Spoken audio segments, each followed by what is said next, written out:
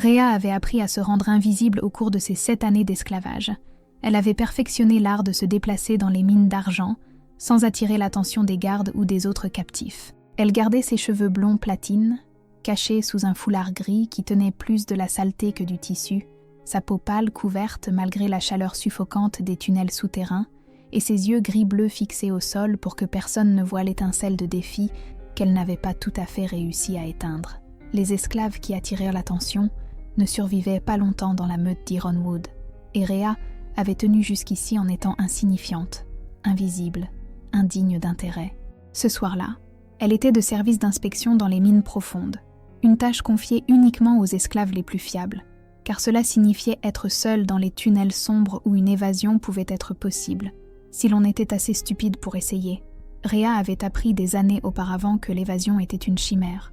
Chaque meute dans un rayon de 300 km avait des accords avec Ironwood pour leur renvoyer les esclaves en fuite. La forêt était pleine de solitaires qui tueraient un oméga isolé pour le plaisir, et même si, par miracle, elle parvenait à atteindre un territoire neutre, que se passerait-il ensuite? Elle n'avait ni meute, ni famille, ni ressources. Elle était marquée comme une propriété, littéralement, avec la marque sur son épaule gauche qui la brûlait chaque fois qu'elle se transformait. S'enfuir signifierait simplement mourir de fatigue au lieu de mourir ici. Et au moins ici, elle savait à quoi s'attendre. Elle parcourait les tunnels les plus profonds avec sa lanterne, vérifiant les poutres de soutien et marquant les zones où la roche semblait instable. La meute d'Ironwood s'était enrichie grâce à ses mines d'argent, assez riches pour défier même les grandes meutes pour le territoire et l'influence. Ils faisaient travailler leurs esclaves jusqu'à l'épuisement, puis en capturaient simplement d'autres. Une source inépuisable d'oméga et de bêta de baran provenant des meutes qu'ils détruisaient lors de conflits territoriaux. Rhea avait été l'une de ces malheureuses, capturée à 15 ans lorsque les loups d'Ironwood avaient à massacrer toute sa meute pour un désaccord sur une frontière fluviale. Elle essayait de ne pas penser à ce jour, à ses parents, tous deux bêta, morts en se battant pour protéger les omégas et les enfants de la meute, à son petit frère Marcus, âgé de seulement 8 ans, qui avait survécu au massacre pour mourir 6 mois plus tard d'une maladie pulmonaire causée par le mauvais air et les conditions encore pires de la mine, à la vie qu'elle aurait dû avoir, au futur qui lui avait été volé quand l'alpha d'Ironwood avait décidé qu'une rivière valait plus que la paix. Le son la frappa, alors qu'elle passait devant la section scellée, les tunnels qui avaient été fermés 3 ans auparavant, après qu'un effondrement eût tué 5 esclaves. C'était faible au début, presque perdu dans le goutte-à-goutte constant de l'eau et le craquement de la roche qui se tassait. Mais Rhea avait appris à entendre des choses que les autres manquaient, avait développé ses sens pour compenser 7 années passées à regarder le sol au lieu de croiser le regard de quiconque. C'était un gémissement, plaintif et désespéré, venant de derrière le passage scellé. Rhea s'arrêta de marcher. Son cœur se mit soudain à battre si fort qu'elle pouvait le sentir dans sa gorge. Rien ne devrait se trouver là. La section scellée était instable et dangereuse, marquée d'avertissements que même les gardes respectaient. Personne n'y allait. Rien ne vivait là-bas.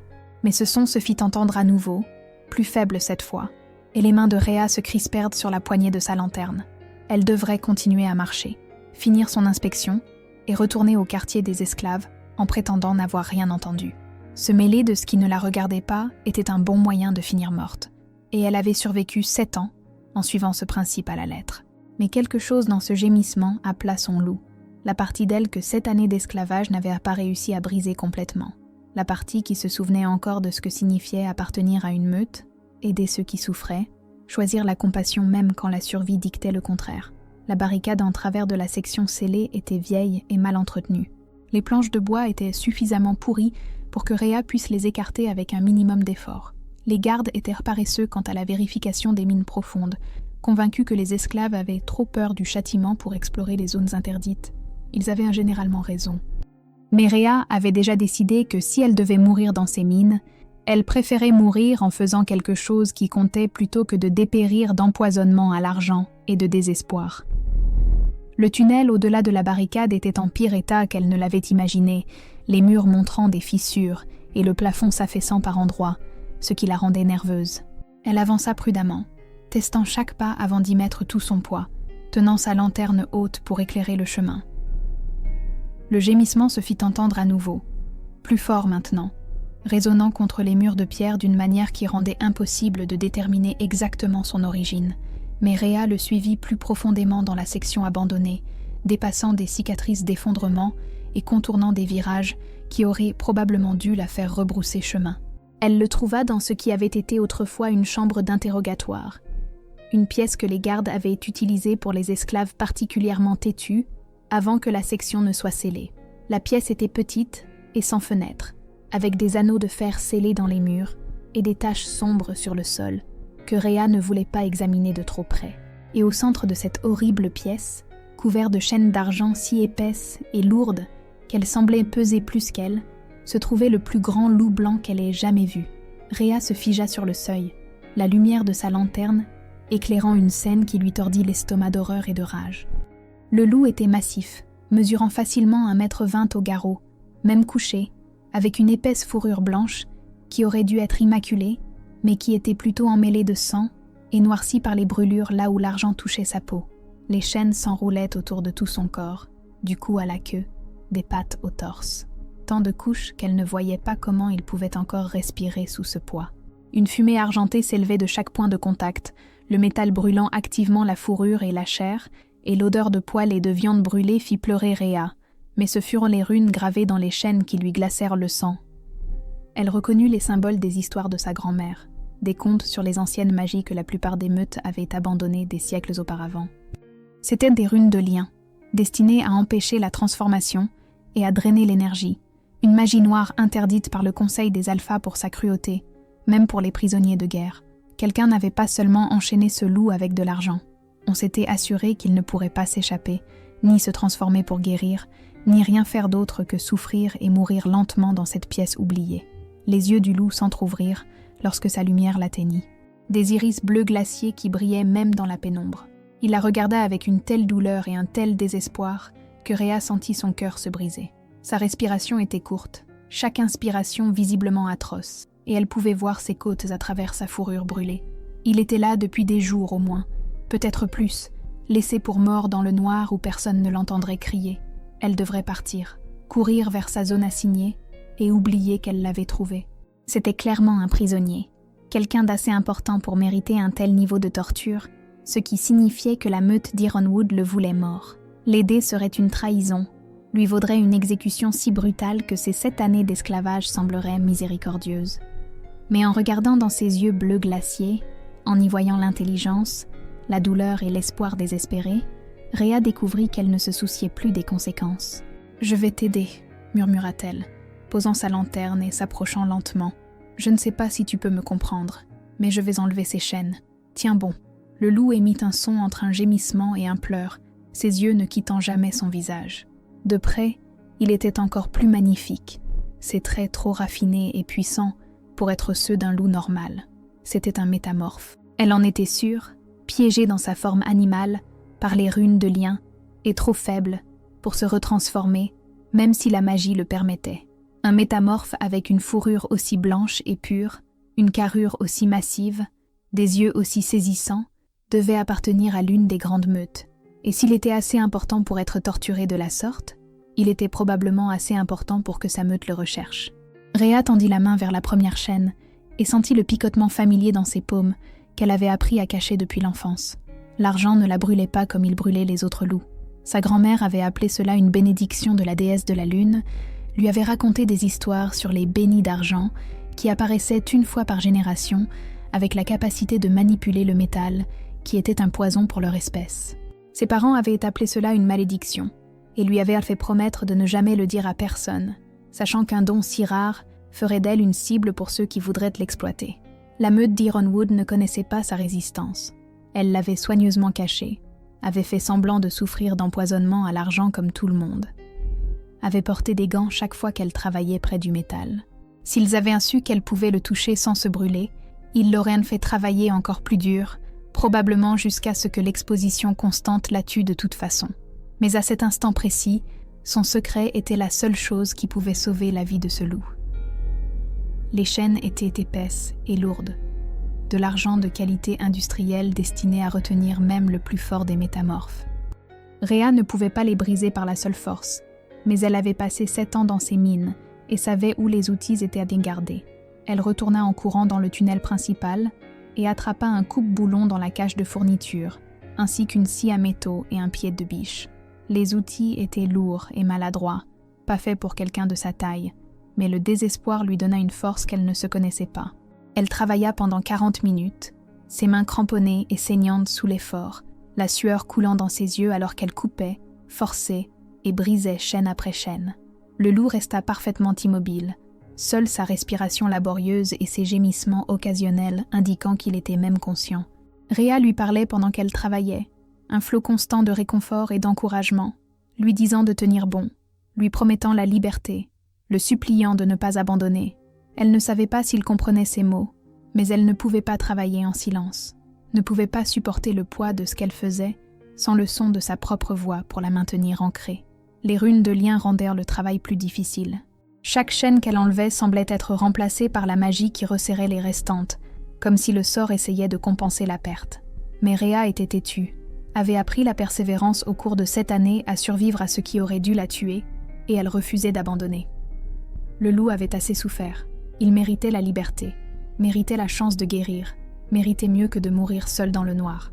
Lorsque la dernière chaîne tomba enfin avec un cliquetis métallique qui résonna dans la chambre, le loup prit sa première inspiration complète depuis ce qui devait être des jours. Tout son corps frémit à l'inspiration, sa poitrine se dilatant correctement pour la première fois depuis qu'elle l'avait trouvée. Ses yeux s'ouvrirent plus grands, et il la regarda avec quelque chose qui coupa le souffle de Rhea.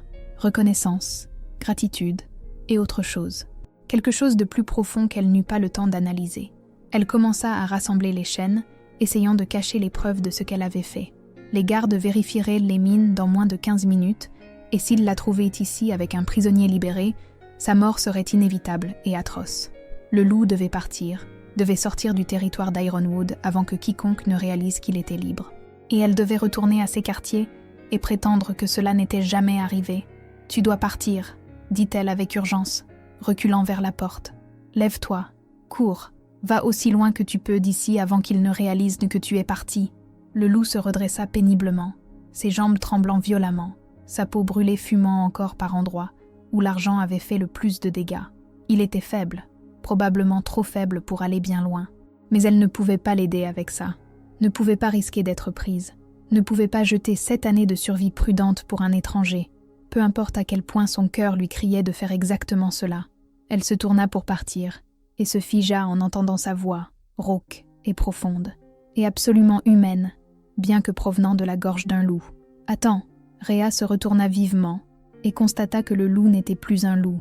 À sa place se tenait un homme, nu et couvert de brûlures d'argent et de sang séché, assez grand pour devoir se baisser légèrement, pour ne pas se cogner la tête au plafond bas. Ses cheveux étaient blond platine, tombant sur ses épaules en vagues emmêlées, qui avaient toujours l'air majestueuses.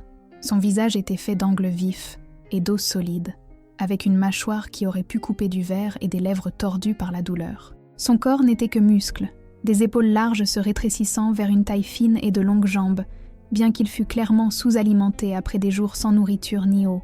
Mais ce furent ses yeux qui firent s'arrêter le cœur de Rhea, bleu glacier, pâles et saisissants, la regardant avec une intensité qui lui donnait à la fois envie de fuir et de rester.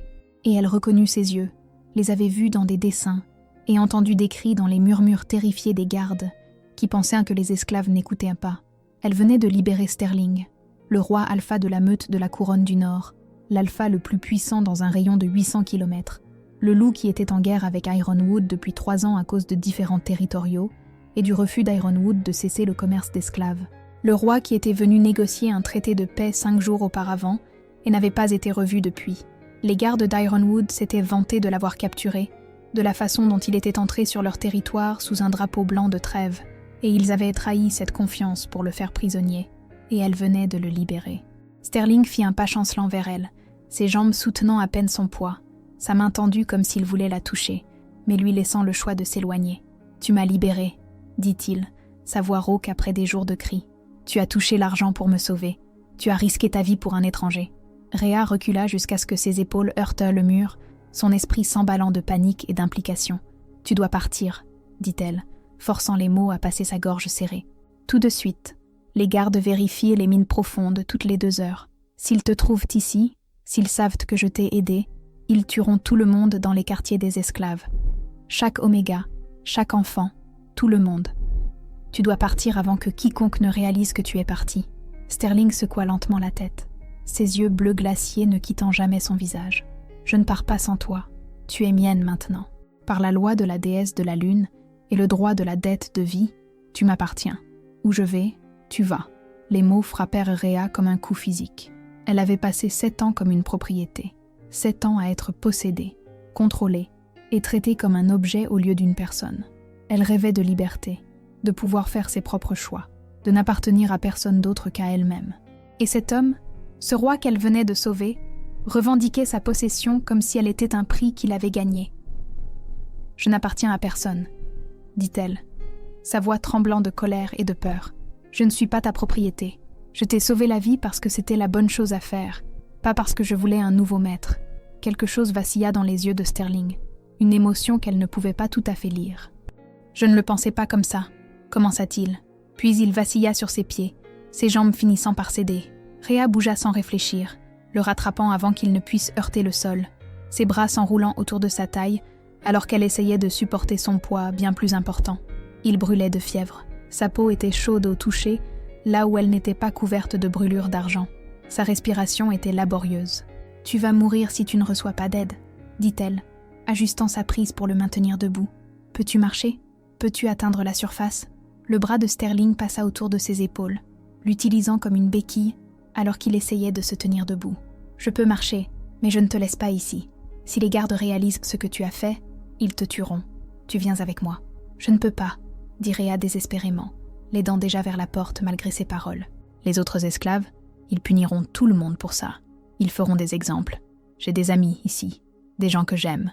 Je ne peux pas simplement les abandonner. »« Alors nous reviendrons pour eux, » dit Sterling, son poids lourd contre son flanc. « Après que j'aurai récupéré, après que j'aurai rassemblé mes guerriers, nous libérerons chaque esclave de ses mines et nous réduirons le territoire d'Ironwood en cendres. Mais d'abord, je dois te mettre en sécurité. » Ils titubèrent ensemble à travers les tunnels, Rhea supportant autant de poids de Sterling qu'elle le pouvait tout en essayant de naviguer dans les passages instables. Chaque son faisait battre son cœur à tout rompre. Chaque ombre lui faisait croire que les gardes arrivaient. Mais d'une manière ou d'une autre, ils retournèrent au puits de mine principal, à l'ascenseur qui les mènerait à la surface. L'air nocturne les frappa comme un mur lorsqu'ils émergèrent, froid et pur après la chaleur étouffante des mines. Sterling inspira profondément, fermant les yeux un instant, comme pour savourer la sensation de l'air frais dans ses poumons. Autour d'eux, le complexe de la meute d'Ironwood était silencieux. La plupart des loups endormis à cette heure tardive, seuls quelques gardes en patrouille, et aucun d'eux près de l'entrée de la mine. « Mon territoire est à 3 jours au nord, » dit Sterling à voix basse, sa main se resserrant sur l'épaule de Rhea. « Si nous pouvons atteindre la frontière, mes loups me sentiront et viendront. Nous devons juste survivre jusque-là. » Rhea pensa au quartier des esclaves, aux 20 autres Omégas qui étaient devenus sa famille en 7 ans, à la vieille Maya qui lui avait appris à lire en utilisant des traits dans la terre, aux jeunes Finn, qui n'avait que 12 ans et croyait encore qu'il pourrait revoir ses parents un jour, à River et Asher, le couple lié qui avait réussi à survivre ensemble en se protégeant mutuellement. Si elle partait avec Sterling, si les gardes découvraient ce qu'elle avait fait, ses loups souffriraient pour ses choix. Mais en regardant Sterling, en voyant la détermination dans ses yeux malgré sa faiblesse, en sentant la façon dont sa main tremblait là où elle agrippait son épaule, elle réalisa qu'elle ne pouvait pas le laisser mourir non plus. Il était important, non seulement pour lui-même, mais pour des milliers de loups qui vivaient sur son territoire. Sa mort signifierait la guerre, signifierait plus de destruction, de mort et de souffrance. Et peut-être, juste peut-être, si elle l'aidait à rentrer chez lui, il tiendrait sa promesse de revenir pour les autres. « 10 minutes, dit-elle fermement. Donne-moi 10 minutes pour avertir mes amis, pour leur dire de fuir avant que tu ne ramènes ton armée ici, s'il te plaît. » Sterling étudia son visage un long moment, puis hocha lentement la tête. 10 minutes. Mais si quelqu'un essaie de t'arrêter, si quelqu'un te menace, tu cries et je les tue. Compris ? Rhea ne perdit pas de temps à discuter. Elle courut vers les quartiers des esclaves, un long bâtiment bas au bord du complexe, et se glissa à l'intérieur aussi silencieusement que possible. La plupart des esclaves dormaient, épuisés par des journées de 16 heures dans les mines. Mais Maya était réveillée, assise près de la petite fenêtre comme elle le faisait toujours par nuit claire, regardant les étoiles qu'elle ne verrait probablement jamais d'ailleurs que de cette prison. « Maya » murmura Rhea avec urgence, secouant l'épaule de la vieille femme. « Écoute-moi attentivement. J'ai libéré le roi de la couronne du Nord des mines profondes. Il est vivant et je l'aide à s'échapper. Quand les gardes réaliseront qu'il est parti, ils vont punir tout le monde ici en cherchant qui l'a aidé. Tu dois réveiller tout le monde et fuir maintenant. Prends les enfants et les personnes âgées qui peuvent voyager et aller aussi loin que possible d'ici. » Les yeux de Maya s'écarquillèrent, sa main ridée agrippant le poignet de Rhea avec une force surprenante. « Enfant, qu'as-tu fait ? » « Ce que je devais faire, » dit Rhea, se déplaçant déjà pour réveiller les autres. « Il va revenir. Il va amener son armée et libérer tout le monde et détruire cet endroit. Mais vous devez survivre jusque-là. Alors fuyez, s'il vous plaît. » Elle en réveilla autant qu'elle put dans le temps qu'elle avait, murmurant des avertissements urgents et des instructions pour fuir. Certains la crurent immédiatement et commencèrent à rassembler les quelques biens qu'ils possédaient. D'autres pensèrent qu'elle était devenue folle à cause de l'empoisonnement à l'argent. Quelques-uns étaient trop malades ou trop vieux pour bouger, résignés à leur sort. Mais Rhea fit ce qu'elle put, leur donna le choix qu'on lui avait donné, puis retourna auprès de Sterling avant la fin de ses 10 minutes. Il était appuyé contre l'entrée de la mine, ses jambes tremblant sous l'effort de se tenir debout, mais ses yeux suivaient ses mouvements avec une conscience aiguë. Ont-ils écouté ? Certains d'entre eux admiraient Rhea, se plaçant à ses côtés pour le soutenir à nouveau. Ceux qui peuvent courir le feront. Ceux qui ne peuvent pas feront face à ce qui viendra. J'ai fait ce que j'ai pu. Le bras de Sterling passa de nouveau autour de ses épaules, plus lourd cette fois, sa force s'amenuisant clairement. Alors allons-y. Nous devons couvrir autant de terrain que possible avant le lever du soleil. Ils s'enfoncèrent dans la forêt, laissant derrière eux la seule maison que Rhea avait connue pendant 7 ans, laissant derrière eux les amis qu'elle ne reverrait peut-être jamais, marchant vers un avenir qu'elle ne pouvait prédire avec un homme qu'elle ne connaissait pas. Le poids de Sterling devenait plus lourd à chaque pas, sa respiration plus laborieuse, sa peau brûlant de plus en plus fort avec la fièvre. L'empoisonnement à l'argent s'aggravait, sa guérison surnaturelle incapable de faire face aux dégâts alors qu'il était si faible. Au moment où le soleil commença à se lever, Sterling pouvait à peine marcher. Rhea l'avait pratiquement porté pendant la dernière heure, ses propres forces s'épuisant, ses muscles hurlant de fatigue. Ils avaient parcouru peut-être 8 kilomètres depuis le complexe d'Ironwood, pas assez loin pour être en sécurité, même pas proche du territoire de la couronne du Nord. « Nous devons nous arrêter, » dit Rhea, sa voix tendue. « Tu as besoin de repos, tu as besoin de nourriture, d'eau et de soins pour ces brûlures. » Sterling secoua la tête obstinément, essayant d'avancer. « On ne peut pas s'arrêter. Pas sûr. Ils auront des patrouilles de chasse à cette heure. On continue ou on meurt. » Mais ses jambes cédèrent avant qu'il ne puisse faire un autre pas, et ils s'effondrèrent tous les deux en un tas sur le sol de la forêt. Sterling essaya de se relever, ses bras tremblant sous l'effort, mais il n'y parvint pas. L'empoisonnement à l'argent avait progressé trop loin, son corps s'arrêtant après des jours de torture et d'exposition aux métals toxiques pour son espèce. Rhea s'agenouilla à côté de lui, ses mains planant au-dessus de sa peau brûlée, désespérée d'aider, mais ne sachant pas comment. Elle avait appris les premiers soins dans les mines, devait en savoir assez pour maintenir les esclaves en vie, puisque les travailleurs morts ne valaient rien. Mais cela dépassait ses compétences. Sterling avait besoin d'un vrai guérisseur, avait besoin de médicaments, de temps et de soins qu'elle ne pouvait pas fournir au milieu de la forêt en fuyant pour leur vie. « Écoute-moi, » dit Sterling, sa voix à peine plus qu'un murmure, ses yeux bleus glaciers trouvant les siens. « Dans ma botte gauche, il y a une fiole, une potion de guérison d'urgence. Sors-la. » Rhea tâtonna sa botte, trouvant une petite fiole de verre nichée dans une poche cachée. Le liquide à l'intérieur brillait faiblement d'un bleu, et lorsqu'elle la déboucha, l'odeur était forte et médicinale. « Qu'est-ce que c'est ?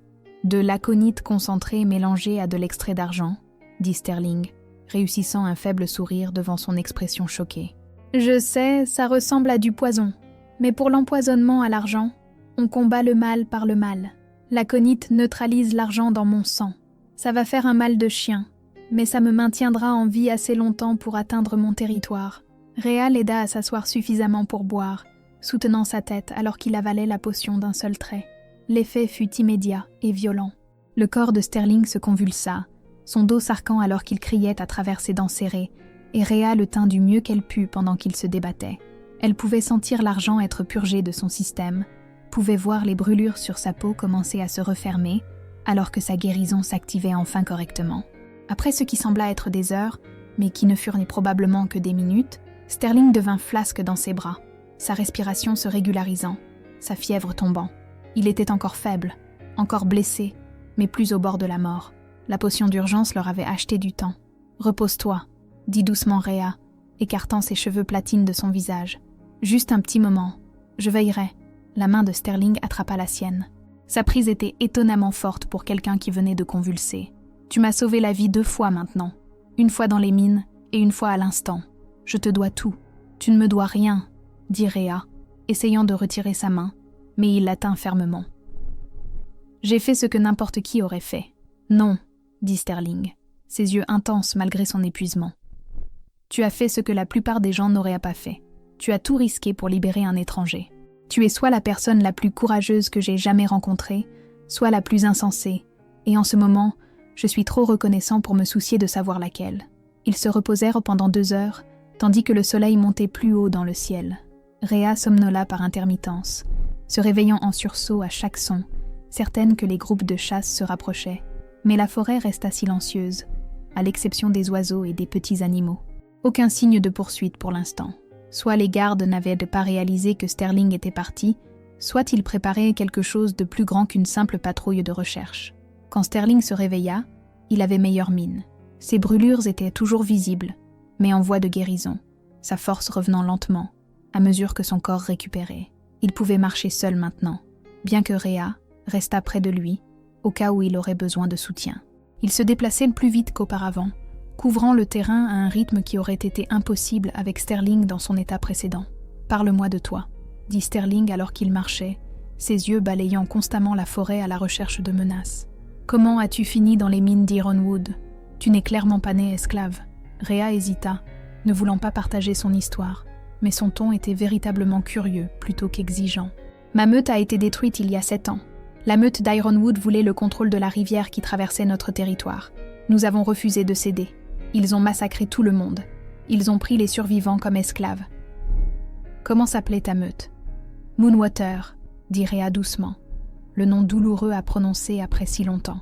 Nous étions petits, seulement environ 60 loups au total, principalement des pêcheurs et des commerçants. Nous n'avions aucune chance contre les guerriers d'Ironwood. La mâchoire de Sterling se serra, la colère fulgurant dans ses yeux bleus glaciers. Je me souviens d'avoir entendu parler de ça. Le conseil des alphas l'a condamné, mais n'a rien fait pour punir Ironwood. J'apprenais encore à diriger ma meute à l'époque, pas encore roi, sinon je serais intervenu. « Vraiment ?»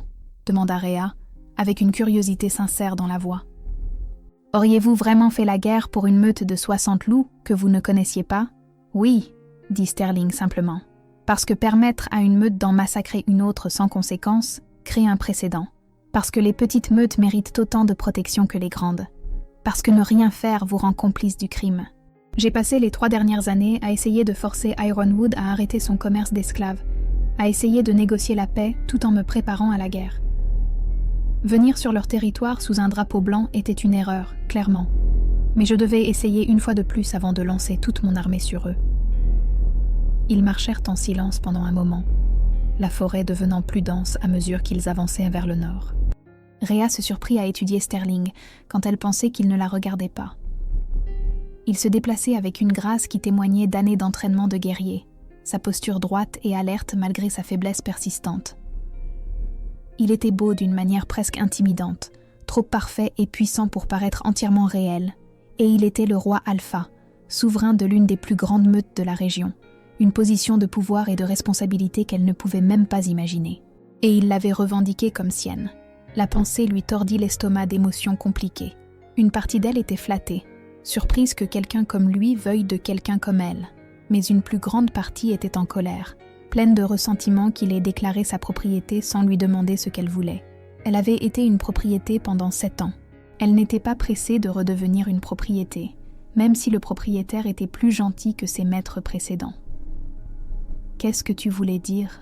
demanda-t-elle soudainement, incapable de retenir la question plus longtemps. « Quand tu as dit que je t'appartenais, qu'est-ce que ça voulait dire ?» Sterling s'arrêta de marcher, se tournant pour lui faire face. « J'ai mal formulé ça. J'étais faible, et je ne réfléchissais pas clairement. Ce que je voulais dire, c'est que tu m'as sauvé la vie, ce qui crée une dette de vie, selon la loi de la déesse de la lune. Et plus que ça, mon loup t'a reconnu dès que tu es entré dans cette pièce. Il t'a reconnu comme mienne, comme mon âme sœur. Je sais que tu ne ressens pas encore le lien. Tu ne le sentiras probablement pas tant que nous ne l'aurons pas complété. Mais je l'ai senti immédiatement. Tu es ma véritable âme sœur, Rhea, celle que la déesse de la lune a choisie pour moi. Rhea le dévisagea, son esprit luttant pour traiter ce qu'il disait. Les vraies âmes sœurs étaient rares, des histoires de légendes et de contes de fées. L'idée qu'elle, une ancienne esclave sans rien à son nom que les vêtements qu'elle portait et un don secret qu'elle avait caché toute sa vie, puisse être l'âme sœur destinée d'un roi alpha, était absurde. « Ce n'est pas possible », dit-elle en secouant la tête. « Les vraies âmes sœurs sont 1 sur 1 million.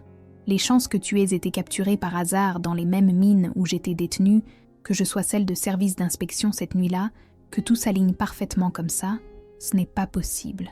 La déesse de la lune agit de manière mystérieuse, dit Sterling avec un léger sourire. Peut-être que c'était le destin. Peut-être que c'était une intervention divine. Peut-être que c'était juste une coïncidence incroyablement chanceuse.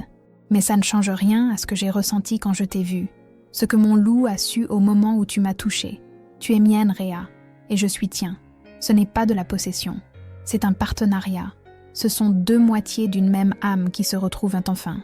Rhea voulait argumenter, voulait lui dire qu'il avait tort, voulait nier la petite partie d'elle qui ressentait quelque chose quand il parlait, quelque chose de chaud, de juste et de terrifiant.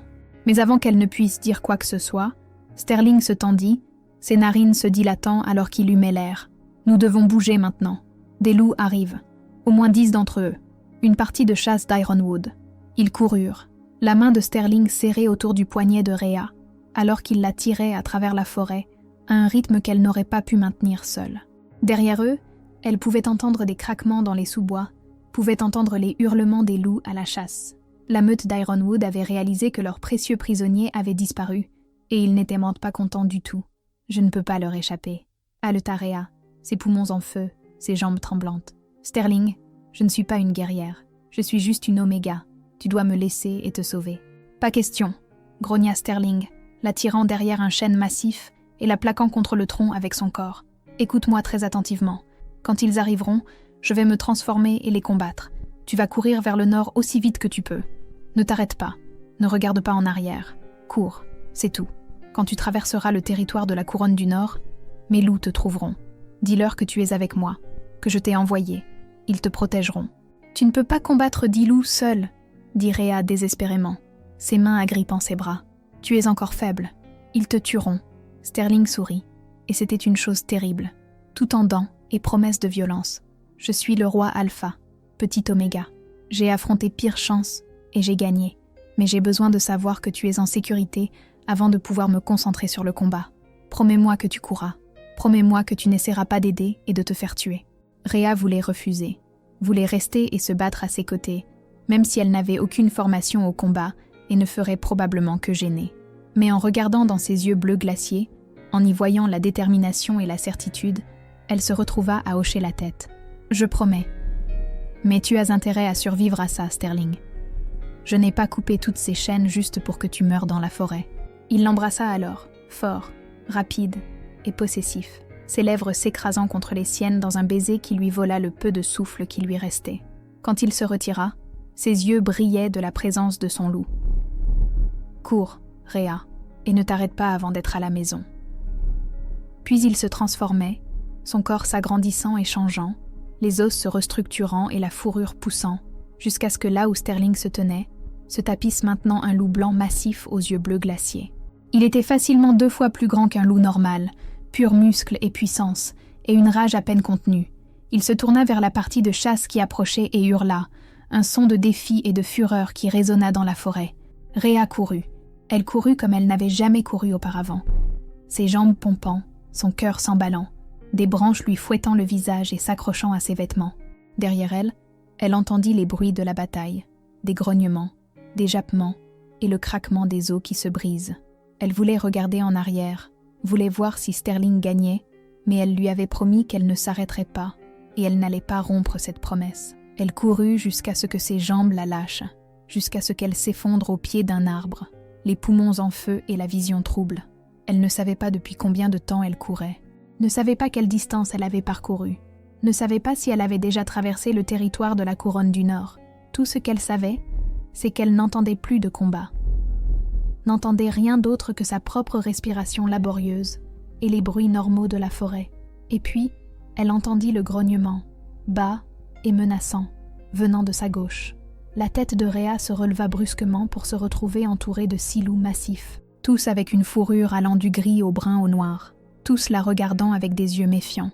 Elle se releva en se débattant, s'adossant contre l'arbre, essayant de se faire aussi petite et non menaçante que possible. « S'il vous plaît » haleta-t-elle, sa voix rauque d'avoir couru. « S'il vous plaît, je suis avec Sterling, le roi Alpha.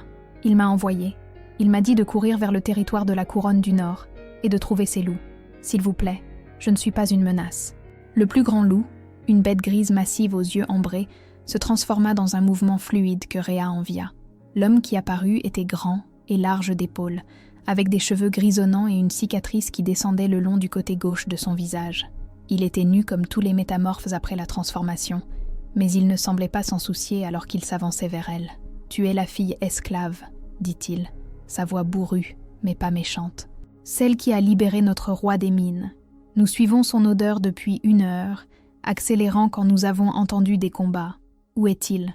Il est resté pour combattre la partie de chasse, » dit Rhea, pointant du doigt dans la direction d'où elle venait avec une main tremblante. « 10 loups d'Ironwood. Il m'a fait promettre de courir pendant qu'il les retenait. S'il vous plaît, vous devez l'aider. Il est encore faible à cause de l'empoisonnement à l'argent. » L'expression de l'homme aux cheveux gris se durcit, et il aboya des ordres aux autres loups dans une langue que Rhea ne comprenait pas. 4 d'entre eux s'élancèrent immédiatement dans la direction qu'elle avait indiquée, se déplaçant à des vitesses qui semblaient impossibles. Le loup restant, une femelle à la fourrure brune plus petite, se transforma en forme humaine et s'approcha prudemment de Rhea. Elle était belle d'une manière féroce, avec des cheveux bruns courts et des yeux dorés qui évaluaient Rhea avec une intelligence perspicace. « Je suis Aurora, l'une des gardes d'élite de Sterling. Tu es en sécurité maintenant. Tu es sur le territoire de la couronne du Nord. Personne ne peut te faire de mal ici. » Les jambes de Rhea cédèrent finalement complètement, et elle glissa le long du tronc d'arbre pour s'asseoir sur le sol de la forêt.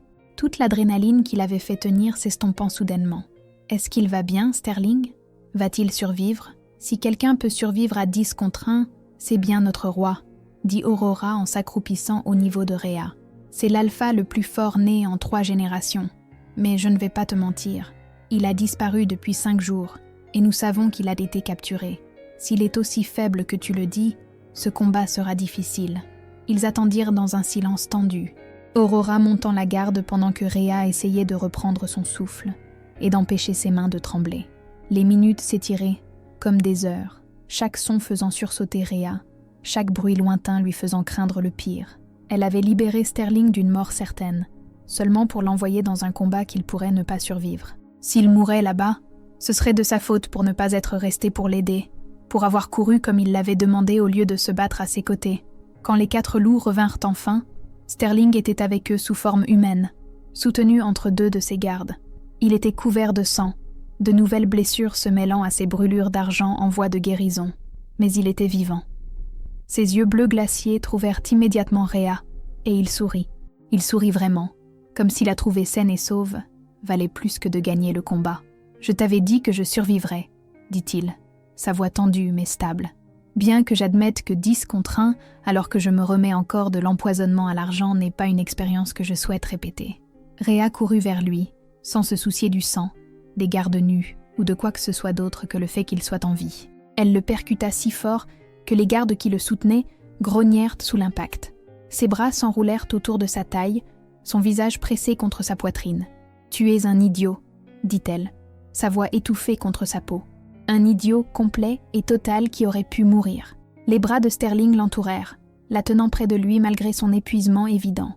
« Mais je ne suis pas mort parce que j'avais toi pour qui me battre. Je devais m'assurer que tu étais en sécurité avant de pouvoir me laisser m'effondrer. » L'homme aux cheveux gris s'éclaircit bruyamment la gorge. « Peut-être devrions-nous continuer cette réunion dans un endroit plus sûr, comme au palais, où notre roi pourra recevoir des soins médicaux appropriés et où nous pourrons comprendre ce qui s'est passé. » Le voyage jusqu'au campement principal de la meute de la couronne du Nord prit une autre journée entière. Sterling insista pour marcher par ses propres moyens malgré les protestations de sa garde, bien que Rhea ait remarqué qu'il s'appuyait sur elle plus qu'il ne voulait probablement l'admettre. Ils parlèrent en marchant, Sterling lui racontant des choses sur sa meute et ses devoirs de roi, Rhea partageant des histoires soigneusement éditées de ses années dans les mines. Elle ne lui avait toujours pas parlé de sa capacité à toucher l'argent. Elle n'était pas encore prête à partager ce secret. Elle n'était pas sûre de pouvoir lui faire confiance avec quelque chose d'aussi précieux. Le territoire de la couronne du Nord était d'une beauté à couper le souffle. Des pins imposants et des chênes centenaires laissaient une place à des prairies pleines de fleurs sauvages. Des ruisseaux clairs traversaient le paysage, leur eau si pure qu'elle pouvait voir jusqu'au fond rocheux. Et au centre de tout cela se dressait le palais, une structure massive construite en pierre grise et en bois sombre qui semblait avoir poussé de la montagne elle-même. Les loups, sous forme humaine et animale, s'arrêtèrent pour regarder le groupe de Sterling entrer dans la cour principale. Rhea entendit des halètements et des murmures, vit le choc, le soulagement et la joie sur les visages, alors que la meute réalisait que leur roi était de retour. Une femme aux cheveux blonds argentés et aux larmes coulant sur son visage courut en avant et se jeta sur Sterling, sanglotant dans sa poitrine à quel point elle avait été inquiète et comment elle avait failli déclarer la guerre à Ironwood. « Je vais bien, sage », dit doucement Sterling, tapotant le dos de la femme. Secoué et brûlé, mais vivant grâce à cette femme ici. Tout le monde, voici Rhea. C'est grâce à elle que je suis ici au lieu d'être mort dans les mines d'Ironwood. Elle doit être traitée avec le respect et l'honneur dû à la femme qui a sauvé la vie de votre roi. L'attention de la foule se tourna vers Rhea, des centaines d'yeux l'examinant avec curiosité et calcul. Elle voulait se cacher, se rendre invisible comme elle avait appris à le faire dans les mines. Mais la main de Sterling était chaude dans le creux de son dos, stable et rassurante, la gardant ancrée. Un homme âgé aux cheveux blancs et aux yeux bienveillants s'avança, s'inclinant légèrement devant Rhea. « Je suis l'ancien Marcus, chef du conseil. Au nom de la meute de la couronne du Nord, je vous remercie d'avoir ramené notre roi parmi nous. Vous aurez une place d'honneur ici aussi longtemps que vous souhaiterez rester. » « Elle n'est pas une invitée, » dit fermement Sterling, sa main se resserrant légèrement sur le dos de Rhea. « Elle est ma véritable âme sœur et votre future Luna.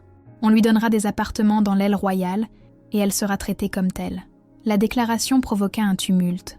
Les loups se mirent à parler les uns par-dessus les autres, certains excités, certains sceptiques, certains clairement désapprobateurs.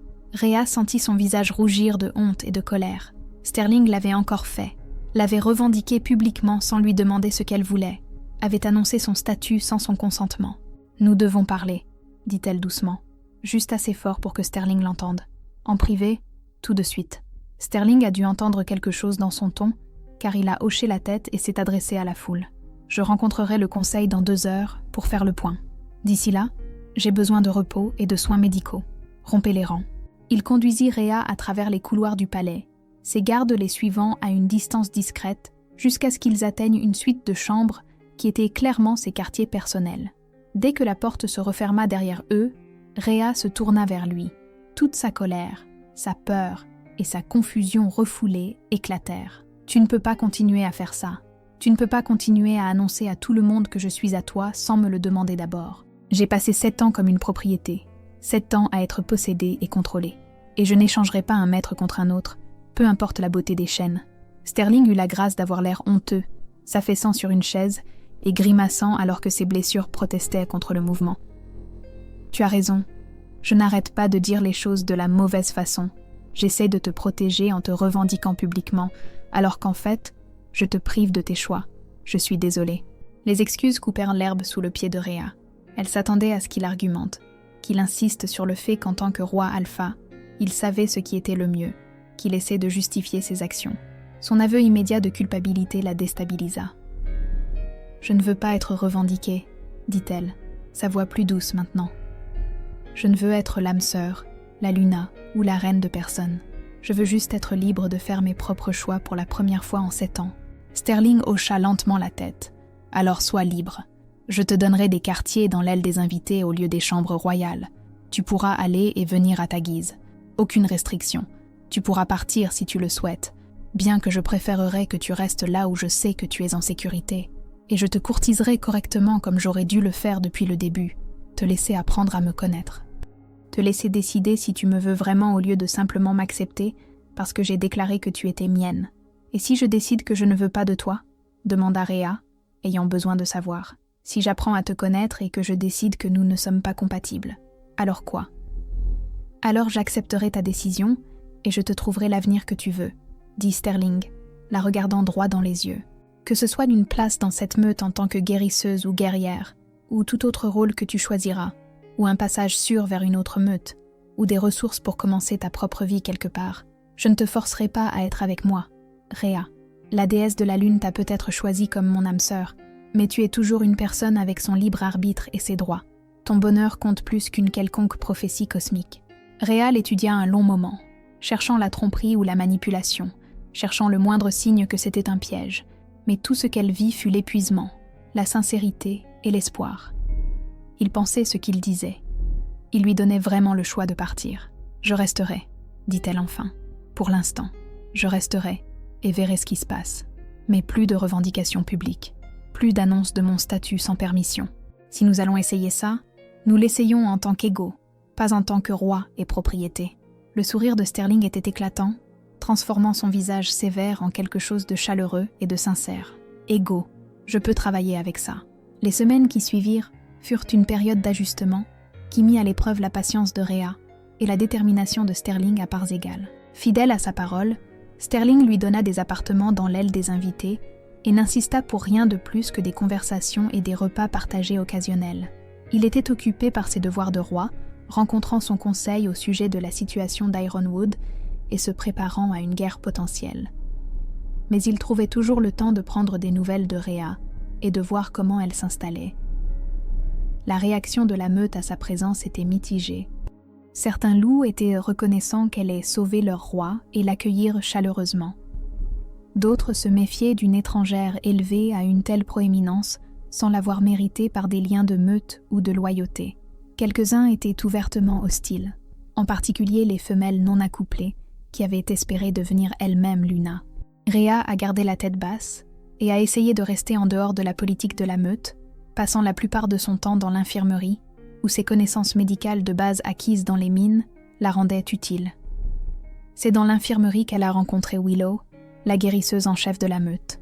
Willow était une toute petite femme, aux cheveux bouclés sauvages et aux yeux verts vifs qui ne manquaient rien. Elle examinait les mains de Rhea un après-midi, notant les callosités et les cicatrices de 7 années de travail dans les mines, lorsqu'elle s'arrêta sur les paumes de Rhea. « Ces marques », dit Willow lentement, traçant les faibles lignes argentées qui sillonnaient la peau de Rhea. Celles-ci proviennent d'un contact avec l'argent, mais ce sont de vieilles cicatrices, pas des brûlures récentes, et il y en a trop pour une exposition occasionnelle. Vous avez manipulé l'argent de manière intensive. Le cœur de Rhea s'emballa alors qu'elle essayait de retirer ses mains. Mais Willow la tint fermement. « Je ne sais pas de quoi vous parlez. »« Si, vous le savez, » dit Willow doucement. « Vous êtes une bénie de l'argent. Vous pouvez toucher le métal sans qu'il ne vous brûle immédiatement. C'est un don incroyablement rare. Peut-être un loup sur 10 000, et vous l'avez caché. Il ne servait à rien de le nier maintenant. » Rhea s'affaissa sur sa chaise, vaincue. « Ma grand-mère m'a dit de ne jamais le dire à personne. Elle disait que les gens m'utiliseraient, s'ils le savaient. Je l'ai gardé secret toute ma vie. Votre grand-mère était sage, » dit Willow, relâchant enfin les mains de Rhea. Les loups bénis de l'argent ont été exploités tout au long de l'histoire, forcés de travailler dans les mines, de forger des armes en argent ou de manipuler le métal de manière qui tuerait les loups normaux. Mais voici le truc, mon enfant, tu n'es plus dans les mines. Tu es dans une meute qui valorise ses guérisseurs, et une guérisseuse bénie de l'argent est plus que précieuse. Tu pourrais purifier l'empoisonnement à l'argent en extrayant la toxine à main nue. Tu pourrais manipuler des médicaments à base d'argent qui sont trop dangereux pour que d'autres guérisseurs les préparent. Tu pourrais sauver des vies qui seraient autrement perdues. « Et Sterling ?» demanda doucement Rhea. « Que se passera-t-il quand il découvrira que je lui ai caché ça ?»« Tu le lui diras toi-même, » conseilla Willow, avant que quelqu'un d'autre ne le fasse. La confiance est le fondement de toute relation, surtout celle entre âmes sœurs. Il a besoin de savoir qui tu es vraiment, dons, secrets et tout le reste. Rhea l'a dit à Sterling ce soir-là, au dîner dans sa salle à manger privée.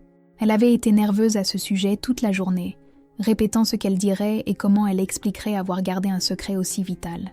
Mais quand elle a finalement sorti les mots, expliquant les avertissements de sa grand-mère et ses craintes d'être exploitée, Sterling a juste écouté tranquillement jusqu'à ce qu'elle ait fini.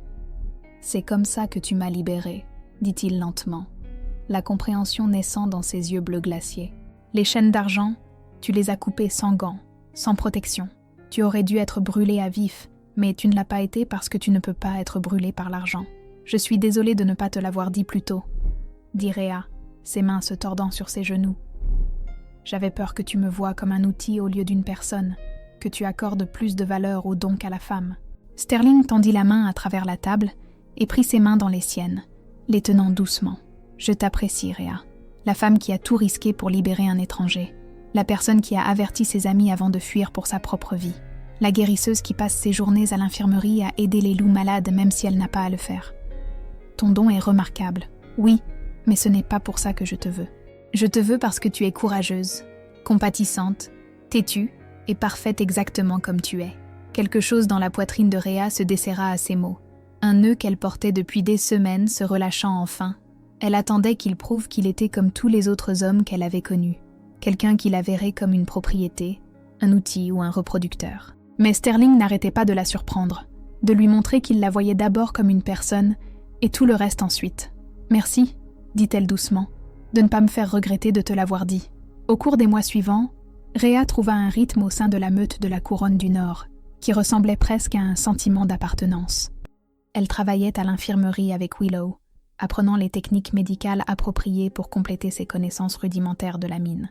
Elle se lia d'amitié avec d'autres Omégas de la meute, dont Aurora de la garde d'élite de Sterling, qui se révéla avoir un sens de l'humour féroce une fois son extérieur de guerrière dépassé. Elle explora le territoire, s'émerveillant de la beauté qui lui avait été refusée pendant 7 ans sous terre, et elle passait du temps avec Sterling.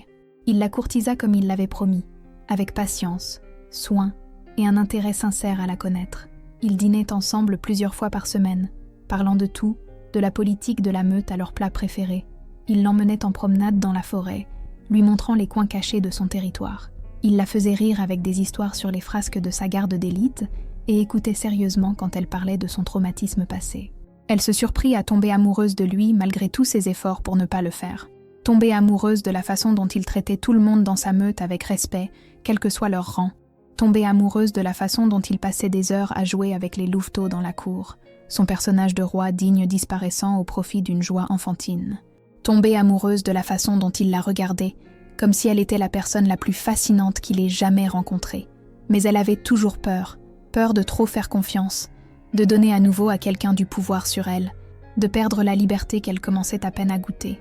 Et elle avait peur du lien d'âme-sœur lui-même, d'être liée à quelqu'un si complètement qu'elle se perdrait dans la connexion. C'est l'ancien Marcus qui lui a finalement donné la perspective dont elle avait besoin. Ils travaillaient ensemble à l'infirmerie, préparant des médicaments pour l'hiver, quand le vieux loup posa son mortier et son pilon pour l'étudier pensivement. « Tu as peur du lien, » dit-il. Ce n'était pas une question. Peur de te perdre. Rhea ne prit pas la peine de nier. J'ai passé 7 ans comme une propriété. L'idée d'être liée à quelqu'un, d'avoir mon âme liée à la sienne, ça ressemble à de l'esclavage avec des étapes supplémentaires. Marcus sourit gentiment. C'est parce que tu vois les choses de la mauvaise façon. Le lien d'âme-sœur ne te prive pas de toi-même. Il ne fait pas de toi une propriété et ne supprime pas ton libre arbitre. Cela signifie simplement que toi et ton partenaire êtes plus forts ensemble que séparés. Tu fais toujours tes propres choix. Tu as toujours tes propres pensées, sentiments et désirs. Tu n'es juste jamais seul avec eux. Tu as un partenaire qui ressent ce que tu ressens, qui te soutient quand tu es faible et qui célèbre quand tu es forte. Ce n'est pas de l'esclavage, c'est le contraire. C'est avoir quelqu'un qui se battra pour ta liberté aussi farouchement qu'il se bat pour la sienne. Et si Sterling essaie de me contrôler en utilisant le lien, alors il ne serait pas digne de toi, et le lien se flétrirait, dit simplement Marcus. Les vrais liens d'âme-sœur ne prospèrent que lorsque les deux partenaires respectent l'autonomie de l'autre. La force ou le contrôle brise la connexion plutôt que de la renforcer. Sterling le sait. Il a été formé depuis l'enfance à être un bon partenaire, à honorer le lien sans en abuser. Et s'il l'oublie un jour, je te donne la permission de le lui rappeler bruyamment et avec autant de violence que nécessaire. Rhea rit malgré elle, s'imaginant, si petite, essayant de rappeler physiquement au massif roi alpha l'étiquette appropriée du lien. Mais les mots de Marcus restèrent avec elle, tournant dans son esprit alors qu'elle vaquait à ses occupations. Le lien d'âme-sœur ne devait pas être une chaîne. Il pouvait être une connexion, un partenariat, un choix de partager la force, plutôt que de la céder. 3 mois après son arrivée à la meute de la Couronne du Nord, Rhea prit sa décision.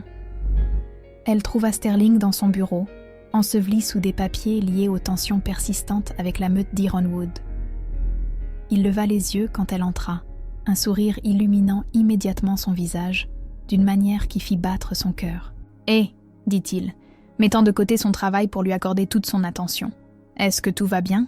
Je veux compléter le lien, » dit Rhea, les mots sortant d'un trait avant qu'elle ne puisse se remettre en question. « Je veux être ton âme sœur, ta vraie âme sœur, pas seulement la femme que tu courtises. Je veux la connexion, le partenariat, tout. » Sterling contourna le bureau et la prit dans ses bras avant qu'elle ait fini de parler. Son étreinte était assez forte pour rendre la respiration difficile, mais elle s'en fichait. « Tu es sûre ? On peut attendre plus longtemps si tu as besoin de plus de temps. Il n'y a pas d'urgence. »« Je suis sûre, » dit Rhea, ses bras s'enroulant autour de sa taille, sentant le battement régulier de son cœur contre sa joue.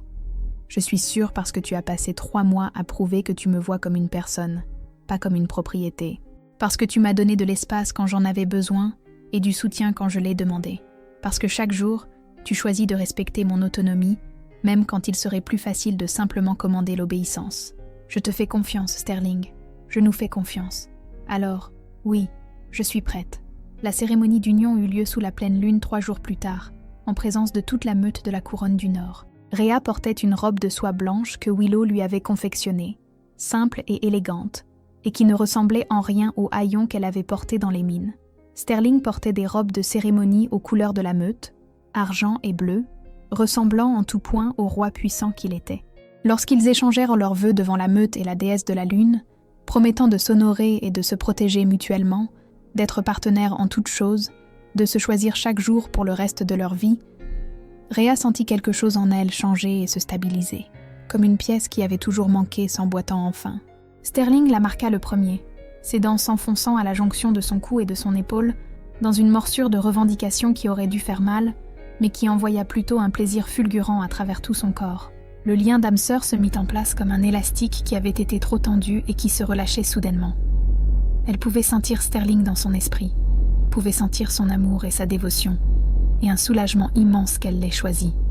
Elle pouvait sentir qu'il la voyait comme une égale, une partenaire, quelqu'un à chérir plutôt qu'à contrôler.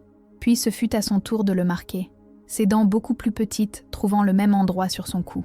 Les mains de Sterling se resserrèrent sur sa taille, et elle sentit son plaisir à travers le lien, sentit à quel point ce moment comptait pour lui.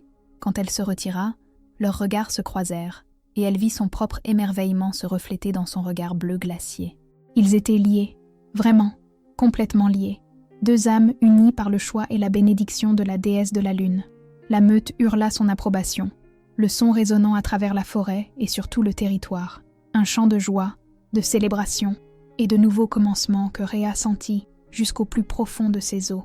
Elle n'était plus une esclave, plus une propriété, plus seule.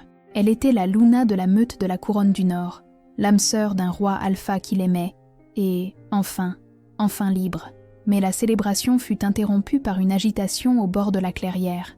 Des gardes escortaient quelqu'un en avant, quelqu'un qui se débattait, jurait et exigeait de voir le roi. Le sang de Rhea se glaça quand elle reconnut Maya, son amie des mines, ainsi que Finn, River, Asher et une douzaine d'autres anciens esclaves.